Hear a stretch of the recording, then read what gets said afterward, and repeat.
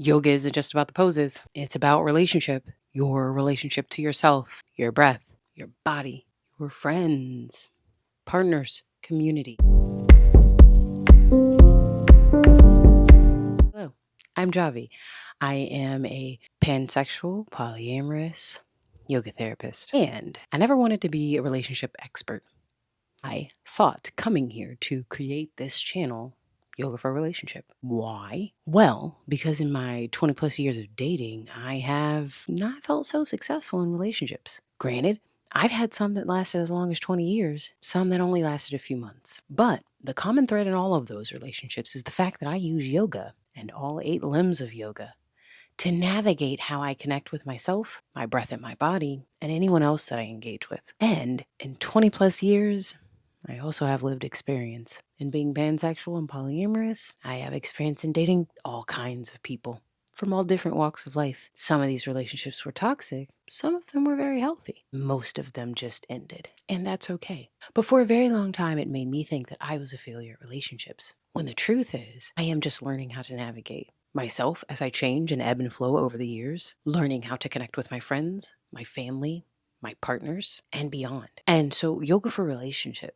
is what I wish I had when I was learning. It's what I have used in the past 5 to 6 years to help me better navigate relationships and connections. And in using all 8 limbs of yoga, we talk about the yamas and how we treat others. We talk about the niyamas and how we treat ourselves. We'll talk about asana and how what you do in an asana or physical posture practice will connect to how you relate in relationships. Think about it.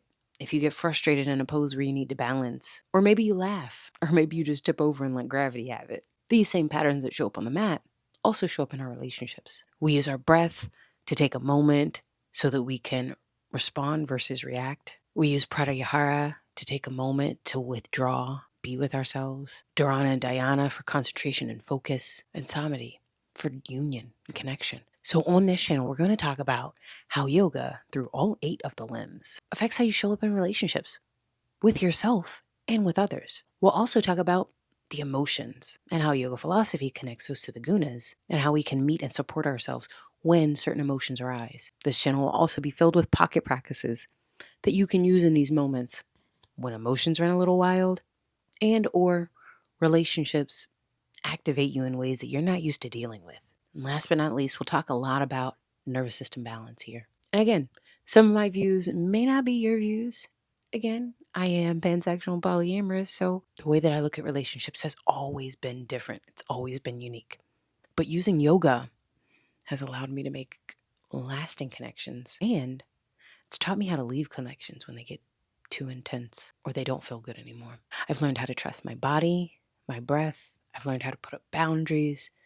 I've learned how to love people from a distance when life just calls for it to be that way. So this channel is meant to equip you with all the tools that you need to find your way back to yourself and navigate your connection to yourself and to others and build your own personal practice. If this resonates with you, hit like and subscribe, and I'll see you here at least once a week as we dive into yoga for a relationship. Until next time, my friend.